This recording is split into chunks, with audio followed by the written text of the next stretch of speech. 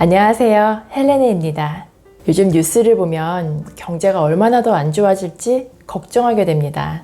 거시, 미시, 생산, 소비를 통틀어 거의 모든 지표가 부정적이죠. 우리나라는 미국과 중국에 대한 정치 경제적 의존도가 높은 편이기 때문에 국제 정세에도 신경이 쓰이는 상황입니다. 또 세계적으로 봤을 때 코로나19 이후로 국가 간의 장벽이 더 높아지고 이념이 실리보다 중요해지는 현상이 심해졌습니다. 이런저런 이유로 안타깝게도 2023년을 전망할 때 그다지 경제가 좋아지기 어려워 보이는데요. 어쩌면 위기로 다가올 2023년을 어떻게 하면 위기를 기회 삼아 슬기롭게 생존해낼 수 있을지 고민이 많아지는 시기입니다.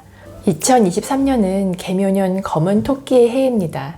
토끼는 약한 동물이지만 옛날 이야기 속에서 꾀가 많고 영리한 존재로 등장해 왔죠. 교토삼굴이라는 사자성어 많이 들어보셨을 거예요. 교활한 토끼는 세계의 수물꿀을 파놓는다는 의미인데요. 우리도 어떤 일을 직면했을 때 플랜 B와 플랜 C를 함께 마련해 둔다면 보다 안정성을 높일 수 있겠죠. 토끼가 높이 뛰기 위해 낮은 곳을 발로 딛고 뛰어오르는 것처럼 내년 한 해를 잘 버티고 나면 비약적인 도약을 할 수 있을 거라고 생각합니다. 그러기 위해서 다음 해의 트렌드를 미리 알아두면 좋겠죠. 매년 이맘때 출간되는 이 책은 10가지로 정리된 소비 트렌드를 짚어주어 참고하기에 참 좋은 것 같아요. 10가지 트렌드는 크게 경제, 사람, 기술 이렇게 3가지 축으로 나눌 수 있습니다. 첫째, 한국 사회의 방향성 전환과 불황에 따른 시장이 어떻게 변할지 알아보고요. 둘째, 새로운 세대의 등장에 따른 가치관이 어떻게 달라질지 알아보겠습니다. 마지막으로 기술의 진보에 따른 유통과 공간의 변화를 알아볼게요. 그럼 10가지 트렌드를 정리해서 전해드릴게요. 평균 실종. 평균이 사라지고 있습니다. 그동안 평균으로 말할 수 있었던 무난한 상품, 보통의 의견, 정상의 기준이 흔들리고 있는 거죠. 세상을 바라보는 다양성의 가치가 더 인정받으면서 평균적인 생각은 더 이상 의미가 없게 되었습니다. 시장이나 사회, 그리고 개인의 삶에서 당연하게 여겨지던 전형성이 사라지는 현상을 가리켜 평균 실종이라고 부릅니다. 중간이 사라지면서 양극화가 더욱 극대화되고 있습니다. 소득, 자산, 소비 측면뿐만 아니라 정치, 사회적인 양극화도 심각해지고 있습니다. 또한 비대면 수업을 하게 되면서 교육 부분에서도 양극화가 발생했죠. 취향적인 면에서는 양극을 넘어서 N극화로 볼 수 있습니다. 음악은 물론이고 뷰티, 금융, 헬스케어 같은 분야는 개별 맞춤을 중요시하니까요. 이제 평범하면 살아남기 어려운 시대가 되었으니 남다른 특별함으로 무장해야 할 것으로 보입니다. 오피스 빅뱅. 노동시장의 판이 바뀌고 있습니다. 재택근무, 자율 출퇴근제가 확산되면서 근로자는 연봉보다 업무 환경의 선호를 고민합니다.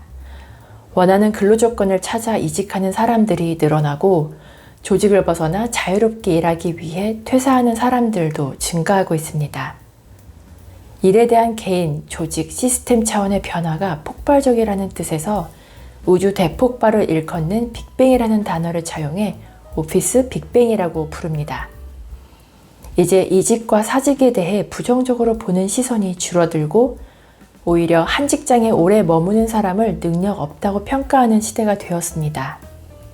어디에서 언제 어떻게 일하는 게 더 효율적인지 스스로 고민하고 판단해야 합니다. 이럴 때일수록 어쩔 수 없이 생계를 위해 하는 일이 아니라 자신에게 맞는 일을 적극적으로 찾는 것이 최선의 방책으로 보입니다. 체리 슈머. 흔히 구매는 하지 않으면서 혜택만 챙기는 사람을 체리 피커라고 부릅니다. 케이크 위에 있는 체리만 쏙 빼먹듯 유리한 것만 챙긴다는 의미의 비유죠. 이런 소비 방식은 소비자 입장에서는 유리하겠지만 기업 입장에서는 손해일 수 있습니다. 트렌드 코리아에서는 약간 부정적인 의미로 쓰였던 체리 피커를 욕망은 넘쳐나는데 한정적인 자원을 활용하며 알뜰 소비 전략을 펼치는 소비자라는 뜻을 가진 체리 슈머로 부릅니다. 체리 슈머의 소비 전략은 크게 세 가지로 나눌 수 있습니다. 첫째, 필요한 만큼만 소비량을 쪼개 구매하는 조각 전략입니다. 둘째, 공동구매를 활용하는 반반 전략입니다.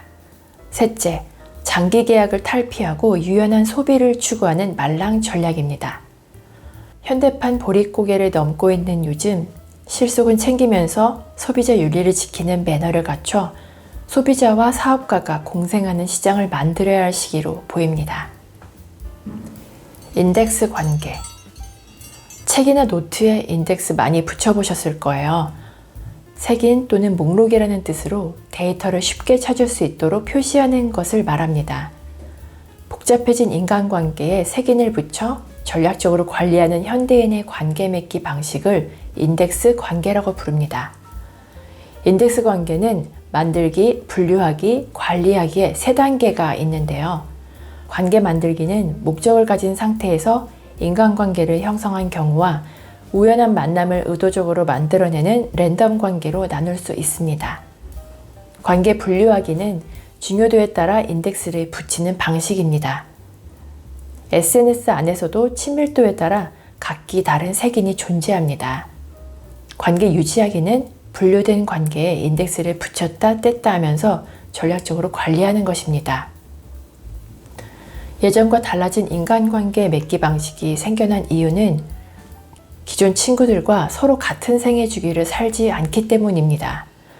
오프라인으로 만나는 사람보다 온라인에서 알게 되는 인맥이 더 많아지는 요즘, 어떻게 하면 더 행복한 인간관계를 맺을 수 있을지 계속해서 고민해 봐야 할 것으로 보입니다.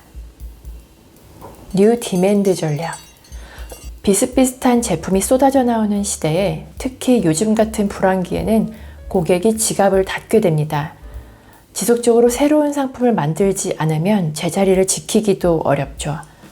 소비자들이 구매를 거부할 수 없게 해야 하는데 말처럼 쉽지 않습니다.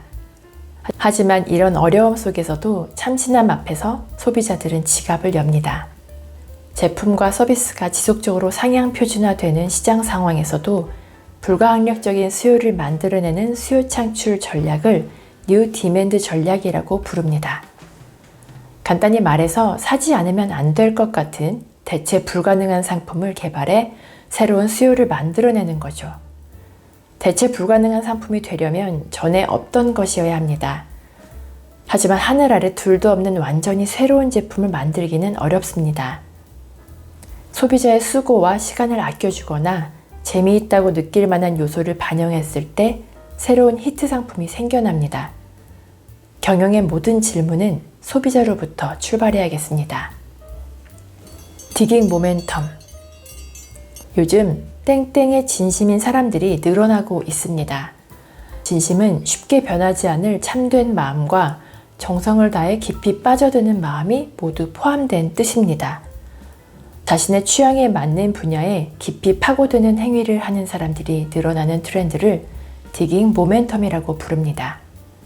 영어 디깅은 파기, 채굴이라는 의미를 가진 단어입니다. 그리고 모멘텀은 움직임을 뜻하죠. 디깅이 단순한 취미생활에 그치는 게 아니라 행복을 찾는 계기가 될 수 있다는 점에 주목해야 합니다. 디깅 모멘텀에는 세 가지 유형이 있습니다. 첫째, 컨셉형 디깅입니다. 특히 공부법 분야에서 인기가 높은데요. 예를 들어 하이틴 퀸카와 헤르미온느를 따라 하는 공부법이 유행이라고 합니다. 둘째, 관계형 디깅입니다. 가장 흔한 대상은 가수, 아이돌, 배우, 캐릭터죠. 셋째, 수집형 디깅입니다. 취향이 담긴 물건을 수집함으로써 자신의 정체성을 표현하는 것입니다. 지나치게 딥디깅되는 중독 상태를 주의하며 일상과 적절히 조화시키는 법을 터득하면 삶의 즐거움이 될 것으로 보입니다. 알파 세대가 온다. 요즘 사회의 주축으로 MZ세대가 많이 언급됩니다. 그렇다면 그 다음 세대는 뭐라고 할까요? 바로 알파 세대입니다. 알파 세대는 2010년 이후 태어나 13살 이하인 어린 친구들입니다. 이 친구들은 태어나면서부터 디지털 기기와 함께 생활한 진정한 디지털 원주민들이죠. 아직은 미성년자인데다가 인구 규모가 작기 때문에 큰 관심을 받지 못하고 있습니다. 그러나 이들이 팔포켓이라고 불리는 점에 주목할 필요가 있는데요. 부모와 조부모, 친척 어른들에게서 용돈을 받는다는 의미입니다. 관련 시장의 숨은 주역이라고 볼 수 있습니다. 알파 세대는 대부분 경제적인 풍요 속에서 성장합니다. 저출산으로 인해 자기 중심성이 매우 높고 남들과 비교하기보다는 자신만의 정답을 찾으려는 경향이 강합니다. 10년 정도만 지나면 이들도 사회의 주축이 되겠죠. 우리나라의 미래가 이들에게 달렸다는 점을 기억하고 관심을 가져야겠습니다. 선제적 대응 기술. 사용자의 맥락을 이해하고 미리 알아서 편의를 제공하는 기술이 점점 보편화되고 있습니다. 요즘 지어지는 새 아파트들은 특히 이 점을 많이 신경 쓰는데요. 사람이 집에 들어서면 자동으로 조명이 켜지고 날씨나 부재중 방문자 같은 생활 정보를 패드에 띄워주는 기능이 있는 거죠. 이처럼 고객의 사용 흐름을 읽고 고객이 필요로 하는 것을 표현하기 전에 기능을 수행하는 기술을 선제적 대응 기술이라고 부릅니다.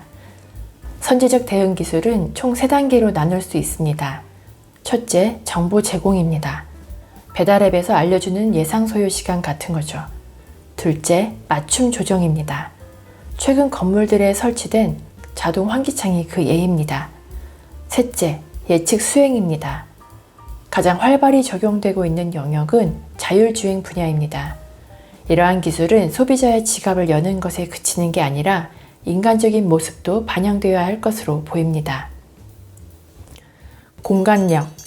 공간은 비어있을 공과 사이 간이 합쳐져 만들어진 말이지만 빈 공간 사이 이상의 의미가 담겨 있습니다. 공간의 힘을 공간력이라 부릅니다. 공간력은 크게 3가지로 분류할 수 있습니다. 첫째, 공간 자체의 힘으로 사람을 끌어당기고 머물게 하는 인력입니다. 많은 사람들이 모이는 핫플레이스와 유명 매장들이 인력의 예입니다. 둘째, 가상의 공간과 서로 연계되어 효율성을 강화하는 연계력입니다. 예를 들면 빅데이터를 기반으로 하는 아마존 매장이 있습니다. 셋째, 메타버스와 융합을 통해 그 지평을 확장하는 확장력입니다. 브랜드의 앱과 AR 같은 것을 말합니다. 매력 있는 공간은 지루함을 타파하는 비일상성을 제공해야 합니다. 소비자에게 어필할 수 있는 컨셉과 테마를 갖춘 공간력은 불황의 시기를 이겨낼 해결 방안이 될 수 있을 것입니다. 네버랜드 신드롬. 요즘 우리나라에서는 나이보다 어리고 젊게 사는 것이 미덕이 되고 있습니다. 어른이란 이래야 한다는 굴레에 스스로를 가두지 않고 자신만의 방식대로 행복을 추구해 나가죠. 피터팬과 친구들이 모여 사는 나라 네버랜드의 이름을 따서 나이 들기를 거부하는 피터팬들이 많아지는 트렌드를 네버랜드 신드롬이라 부릅니다. 네버랜드의 징후는 3가지로 나누어 볼 수 있습니다. 첫째, 어린 시절로 돌아가고 싶어하는 돌아감이고, 둘째는 지금 상태에서 더 나이 들지 않으려 하는 머무름이며, 셋째는 아이들처럼 재미있게 놀고 싶어하는 놈입니다. 남녀노소를 불문하고 사회가 유연화되고 있는 이유는 무엇일까요? 인간의 수명이 길어졌기 때문입니다. 평균 수명이 100세가 되면 50세는 그의 절반밖에 되지 않으니까요. 그렇다고 모두가 네버랜드를 외치며 어른스럽지 못한 채 나이 들면 안 되겠죠. 어린이 같은 경의를 잃지 않으면서 경험의 지혜를 조화롭게 쌓아야 할 것입니다. 지금까지 트렌드 10가지를 살펴봤는데요. 책을 직접 읽어보시면 구체적인 예시도 함께 볼 수 있으니 이해하기 훨씬 쉬우실 거예요. 오늘도 긴 영상 끝까지 함께 해주셔서 감사드리고요. 구독과 좋아요, 댓글은 큰 힘이 되니 꼭 기억해주세요. 즐거운 하루 보내시고 다음에 또 만나요.